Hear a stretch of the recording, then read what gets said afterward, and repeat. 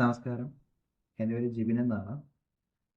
ദൈവത്തിനും ഗുരുനാഥനും നന്ദി പറഞ്ഞുകൊണ്ട് ഞാനിവിടെ തുടങ്ങുകയാണ്.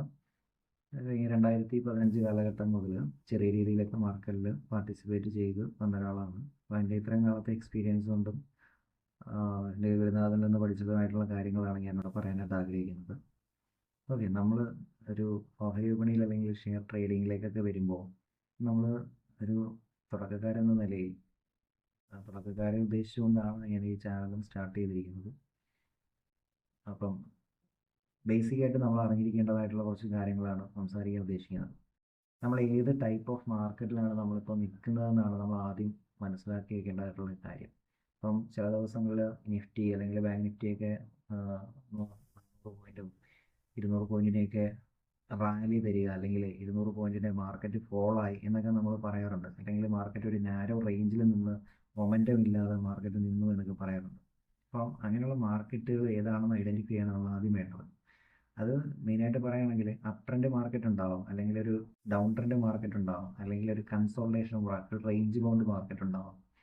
അപ്പോൾ അതിനെ പറ്റിയിട്ടാണ് ഞാനിവിടെ പറയുന്നത്. ഇപ്പോൾ ഈ ഫിഗർ നോക്കിക്കഴിഞ്ഞാൽ തന്നെ ഇത് വളരെ സിമ്പിളായിട്ട് ഏതൊരു സാധാരണക്കാരനും മനസ്സിലാവുന്ന രീതിയാണ്. ഇപ്പോൾ ഈ ഒരു ഫസ്റ്റ് ഫിഗർ നോക്കിക്കഴിഞ്ഞാൽ നിങ്ങൾക്ക് മനസ്സിലാവും ഒരു അപ് ട്രെൻഡ് മൂഡിലുള്ള ഒരു മാർക്കറ്റാണ്. അതായത് നിങ്ങൾ നോക്കിക്കഴിഞ്ഞാൽ ഞാനിവിടെ ഒരു ഹയർ ഹൈ ഇവിടെ ക്രിയേറ്റ് ചെയ്യുന്നു, അതിനുശേഷം ഒരു ഹയർ ലോ ഇവിടെ ക്രിയേറ്റ് ചെയ്യുന്നു, വീണ്ടും ഒരു ഹയർ ഹൈ ക്രിയേറ്റ് ചെയ്യുന്നു, വീണ്ടും ഒരു ഹയർ ലോ ക്രിയേറ്റ് ചെയ്യുന്നു, ഒരു ഹയർ ഹൈ, ഒരു ഹയർ ലോ. ഇങ്ങനെ മാർക്കറ്റ് മുകളിലേക്ക് സഞ്ചരിച്ചുകൊണ്ടിരിക്കുകയാണ്. എന്തുകൊണ്ടാണ് ഇവിടെ ഹയർ ഹൈ അല്ലെങ്കിൽ ഹയർ ലോ എന്നൊക്കെ പറയുന്നത്? നിങ്ങൾ ശ്രദ്ധിച്ചിട്ടുണ്ടോ? ഈ ഹയർ ലോ വന്നിരിക്കുന്നത് എന്താണ്? അതിന് തൊട്ട് മുന്നേ ഉണ്ടായിരിക്കുന്ന ലോ, അതിന് തൊട്ട് മുന്നേ ഉണ്ടായിരുന്ന ലോയിൽ മുകളിലാണ് സസ്റ്റെയിൻ ചെയ്തിരിക്കുന്നത് അല്ലേ? അതിനുശേഷം വന്ന ഹയർ ലോയും നോക്കേ, ഈ ഒരു ഹയർ ലോയുടെ മുകളിലാണ് സസ്റ്റെയിൻ ചെയ്തിരിക്കുന്നത്. ഓരോ ഹയർ ലോയും അതിന് താഴെയുള്ള ലോയുടെ മുകളിലാണ് സസ്റ്റെയിൻ ചെയ്യുന്നത് അല്ലേ? അതുകൊണ്ട് തന്നെയാണ് അത് അപ് ട്രെൻഡ് മോഡിൽ നിൽക്കുന്നത്. ഇപ്പം ഹയർ ഹൈയുടെ കേസ് ആണെങ്കിലും ഈ ഓരോ ഹൈയും അതിന് ഓരോ ഹൈയുടെ മുകളിൽ പുതിയ പുതിയ ഹയർ ഹൈകൾ ക്രിയേറ്റ് ചെയ്തുകൊണ്ടേയിരിക്കുകയാണ്. ഇതിങ്ങനെ ഹയർ ഹൈ ക്രിയേറ്റ് ചെയ്തു. അപ്പോഴാണ് മാർക്കറ്റ് ഒരു സ്ട്രോങ് ബുള്ളിഷ് മോഡിലാണ് അല്ലെങ്കിൽ ഒരു അപ് ട്രെൻഡ് മോഡിലാണ് നമുക്ക് പറയാൻ സാധിക്കുന്നത്. ഇനി അതേപോലെ തന്നെ ഡൗൺ ട്രെൻഡ് മാർക്കറ്റ് നിങ്ങൾക്ക് നോക്കിക്കഴിഞ്ഞാൽ മനസ്സിലാവും. ഒരു ലോവർ ലോ, വീണ്ടും ഒരു ലോവർ ഹൈ, വീണ്ടും ഒരു lower low, lower low, lower high, ഇങ്ങനെ മാർക്കറ്റ് താഴേക്ക് വരുന്നുണ്ട്. എന്തുകൊണ്ടാണ് ഇവിടെ ലോവർ എന്ന് പറയുന്നത്? നേരത്തെ നമ്മൾ ഹയർ എന്ന് പറഞ്ഞു, ഇവിടെ ലോവർ എന്ന് പറയാൻ കാര്യം എന്താണ്? കാര്യം ഇവിടെ ഉണ്ടാകുന്ന ഓരോ ഹൈയും തൊട്ട് മുന്നേ ഉണ്ടാകുന്ന ലോവർ ഹൈയുടെ താഴെയാണ് അടുത്ത പുതിയ ഹൈ വന്നിരിക്കുന്നത്. ഇതും അതിന് താഴെയാണ് പുതിയ ഹൈ വന്നിരിക്കുന്നത്. അതുകൊണ്ടാണ് അതിന് ലോവർ ഹൈ എന്ന് പറയുന്നത്. സിമിലർലി ലോവർ ലോ നോക്കുകയാണെങ്കിലും അതിന് മുന്നേ ഉണ്ടായിരുന്ന ലോവർ ലോയുടെ താഴെയാണ് പുതിയ ലോ വന്നിരിക്കുന്നത്. അതുകൊണ്ടാണ് അത് സ്ട്രോങ് ഡൗൺ ട്രെൻഡ് മോഡിലാണ് അല്ലെങ്കിൽ സ്ട്രോങ് ബിയറിഷ് മോഡിലാണ് എന്നൊക്കെ നമ്മൾ പറയാറുണ്ട്. അപ്പോൾ മാർക്കറ്റ് ഇതാണ് അപ് ട്രെൻഡും ഡൗൺ ട്രെൻഡും എന്ന് നമ്മൾ മനസ്സിലാക്കി. പക്ഷേ റിയൽ ഒരു സ്റ്റോക്കിൻ്റെ ചാർട്ടിലേക്കോ അല്ലെങ്കിൽ ഇൻഡെക്സിൻ്റെ ചാർട്ടിലേക്കൊക്കെ നോക്കുമ്പോൾ നമുക്ക് ഇങ്ങനെ തന്നെ മാർക്കറ്റ് കിട്ടണമെന്നൊന്നുമില്ല. ഈ വരച്ച് വെച്ചിരിക്കുന്നത് പോലെ മാർക്കറ്റ് വർക്ക് ചെയ്യില്ല. അത് നമ്മൾ ഡിഫറെൻറ്റ് ടൈപ്സ് ഓഫ് ചാർട്ട് നമ്മൾ നോക്കി നമുക്ക് ഒരു എക്സ്പീരിയൻസ് ആവുള്ളൂ. അപ്പോൾ ചാർട്ടിലേക്ക് ഞാനത് പോയി അത് കാണിച്ചു തരാം. അപ്പോൾ അതിന് മുന്നേ ഒരു അപ് ട്രെൻഡിൽ പോയിക്കൊണ്ടിരിക്കുന്ന ഒരു മാർക്കറ്റ് ഡൗൺ ട്രെൻഡിലേക്ക് മാറുമ്പോൾ ഉണ്ടാകുന്ന സിനേരിയോ, അല്ലെങ്കിൽ ഒരു ഡൗൺ ട്രെൻഡിലേക്ക് പോയിരിക്കുന്ന മാർക്കറ്റ് ഒരു അപ് ട്രെൻഡിലേക്ക് മാറുമ്പോൾ ഉണ്ടാകുന്ന ഒരു സിനേരിയോ കൂടി പറഞ്ഞിട്ട് നമുക്കതിലേക്ക് പോകാം. ഇപ്പം ഫോർ എക്സാമ്പിൾ ഇവിടെ അപ് ട്രെൻഡിലേക്ക് മാർക്കറ്റ് പോയിക്കൊണ്ടിരിക്കുകയാണ്. അപ്പം മാർക്കറ്റ് ഇവിടെ പുതിയ ഹൈ ഉണ്ടാക്കി, മാർക്കറ്റ് എന്നിട്ട് വന്നിട്ട് എന്താണ്, ഈ ഉണ്ടായിരുന്ന ലോയെ താഴേക്ക് ബ്രേക്ക് ചെയ്തു, വീണ്ടും ഒരു ഹയർ ഹൈ ഉണ്ടാക്കി, അവിടെ നിൽക്കട്ടെ. അപ്പോൾ ഇവിടെ നിങ്ങൾക്ക് നോക്കിക്കഴിഞ്ഞാൽ മനസ്സിലാവും, ഈ ലോ ഹയർ ലോ താഴേക്ക് ബ്രേക്ക് ചെയ്തു. അപ്പോൾ അവിടെ എന്ത് സംഭവിച്ചു? ഒരു ക്യാരക്ടർ ചേഞ്ച് സംഭവിച്ചു. ഈ ക്യാരക്ടർ ചേഞ്ച് എന്ന് പറയുന്നത് എന്താണ്? മാർക്കറ്റിൽ ഒരു അത്രയും നേരം ഉണ്ടായിരുന്ന അതിൻ്റെ ബിഹേവിയർ മാറാൻ പോകുന്നു. അതായത് അത്രയും നേരം അത് അപ് ട്രെൻഡ് കാണിച്ചുകൊണ്ടിരുന്ന മാർക്കറ്റ് പെട്ടെന്ന് അതിന് ക്യാരക്ടർ ചേഞ്ച് ചെയ്യാനുള്ളൊരു സൂചനയാണ് നമുക്ക് തന്നത് അല്ലേ? അതാണ് ക്യാരക്ടർ ചേഞ്ച് എന്ന് പറയുന്നത്. അപ്പോൾ ഈ ക്യാരക്ടർ ചേഞ്ച് ഇത് മാറി ഡൗൺ ട്രെൻഡിലേക്ക് ആയോ ഇല്ലയോ എന്ന് നമ്മൾ എപ്പോഴാണ് കൺഫേം ചെയ്യുന്നത്? ഇത് കൺഫേം ചെയ്യണമെങ്കിൽ ഇവിടെ ഒരു ഹൈ ക്രിയേറ്റ് ചെയ്തു, ഹൈ ക്രിയേറ്റ് ചെയ്തതിന് ശേഷം പുതിയ ലോ ക്രിയേറ്റ് ചെയ്യണം, വീണ്ടും ഒരു ലോവർ ഹൈ ക്രിയേറ്റ് ചെയ്യണം, വീണ്ടും ഒരു ലോവർ ലോ ക്രിയേറ്റ് ചെയ്യണം. മാർക്കറ്റ് വീണ്ടും ഒരു ലോവർ ലോ ക്രിയേറ്റ് ചെയ്യണം, ഒരു ലോവർ ഹൈ ക്രിയേറ്റ് ചെയ്യണം, വീണ്ടും ഒരു ലോവർ ലോ ക്രിയേറ്റ് ചെയ്യണം, ലോവർ ഹൈ ക്രിയേറ്റ് ചെയ്യണം, മാർക്കറ്റ് ഇങ്ങനെ താഴേക്ക് വരണം. അപ്പോൾ മാത്രമേ നമുക്ക് എന്താണ് ഇതൊരു ഡൗൺ ട്രെൻഡിലേക്ക് ആകൂ എന്ന് കൺഫേം ചെയ്യാൻ പറ്റുള്ളൂ. ഇനി നേരെ മറിച്ച് ഇതിന് വിപരീതമായിട്ട്, ഈ ഒരു സിനേറിയോയ്ക്ക് വിപരീതമായിട്ട് മാർക്കറ്റ് ഇവിടെയാണല്ലോ നമ്മൾ നിർത്തിയത്. അപ്പോൾ ഇവിടെ നമുക്ക് പുതിയ ഒരു ഹയർ ഹൈ ക്രിയേറ്റ് ചെയ്തു. മാർക്കറ്റ് ഇവിടേക്ക് പുതിയ ലോവർ ലോ ക്രിയേറ്റ് ചെയ്യുന്നതിന് പകരം ഇവിടെ നേരത്തെ ഉണ്ടാക്കിയ ഹൈ തന്നെ ഹൈ ബ്രേക്ക്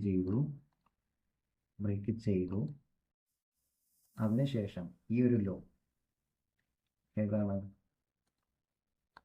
ഈ ഒരു ലോ ബ്രേക്ക് ചെയ്യാതെ മാർക്കറ്റ് പുതിയ ലോവർ ലോ ഒരു ഹയർ ലോ ക്രിയേറ്റ് ചെയ്ത് വീണ്ടും ഹയർ ഹൈ ക്രിയേറ്റ് ചെയ്ത് മാർക്കറ്റ് മുകളിലേക്ക് പോവുകയാണെങ്കിൽ ട്രെൻഡ് മൂടി തന്നെയാണ്. മനസ്സിലായില്ലേ?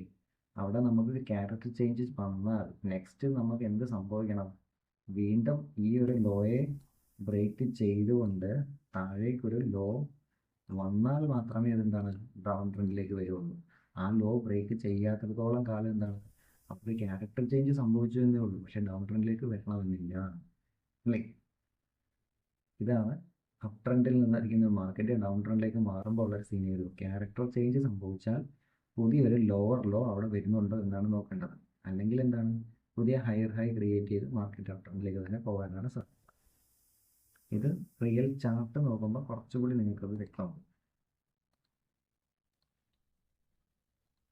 ഇതേ സിനേറിയോ തന്നെ ഡൗൺ ട്രെൻഡിൽ നിൽക്കുമ്പോൾ ഉണ്ടാകുന്ന മാർക്കറ്റിലും ഇതേ സിനേറിയോ സംഭവിക്കാൻ സാധ്യതയില്ലേ? നിങ്ങളൊന്ന് ചിന്തിച്ചു നോക്കേ. ഡൗൺ ട്രെൻഡിൽ നിൽക്കുന്ന മാർക്കറ്റിനും ഇതേപോലെ തന്നെ ഒരു ക്യാരക്ടർ ചേഞ്ച് വന്നു എന്നിരിക്കട്ടെ. ക്യാരക്ടർ ചേഞ്ച് എപ്പോഴാണ് വരുന്നത്? ഇവിടെ ഉണ്ടാകുന്ന ലോവർ ഹൈയെ മുകളിലേക്ക് ബ്രേക്ക് ചെയ്തൊരു ഹൈ ക്രിയേറ്റ് ചെയ്യണം. അപ്പോഴല്ലേ ഡൗൺ ട്രെൻഡിൽ ഇരിക്കുന്ന മാർക്കറ്റിന് ഒരു ക്യാരക്ടർ ചേഞ്ച് സംഭവിക്കുകയുള്ളൂ. ഓക്കെ, അപ്പം എന്താ ക്യാരക്ടർ ചേഞ്ച് സംഭവിച്ചാൽ എന്താണ് പിന്നെ നമ്മൾ മനസ്സിലാക്കേണ്ടത്? അതൊരു അപ് ട്രെൻഡ് മുകളിലേക്ക് മാറാൻ സാധ്യതയുണ്ട്. പക്ഷെ അത് കൺഫർമേഷൻ നമുക്ക് കിട്ടുന്ന എപ്പോഴാണ്?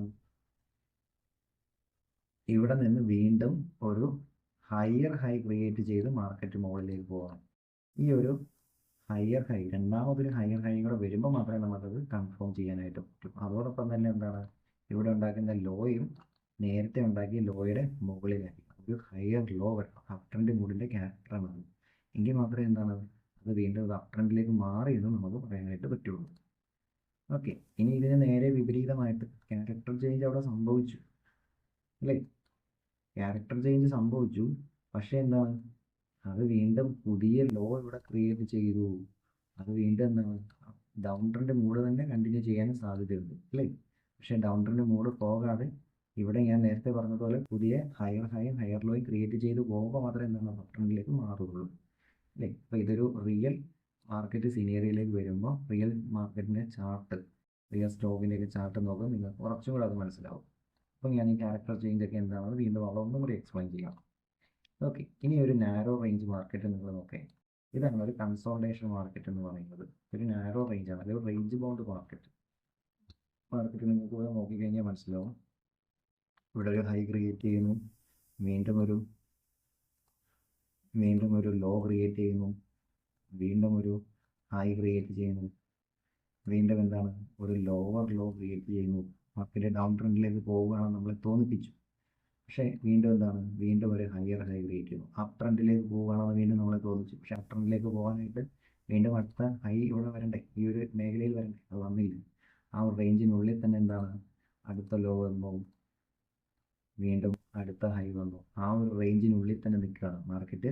താഴേക്കും പോകുന്നില്ല, മുകളിലേക്കും പോകുന്നില്ല, ഒരു ഇക്വിലിബ്രിയം സ്റ്റേജിൽ നിൽക്കുകയാണ്, ഒരു റേഞ്ച് ബൗണ്ടിൽ നിൽക്കുകയാണ് എന്നൊക്കെ നമ്മൾ പറയാം.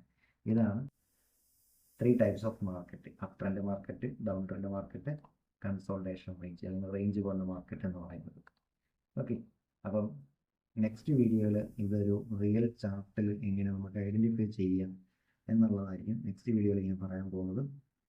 Okay, thank you.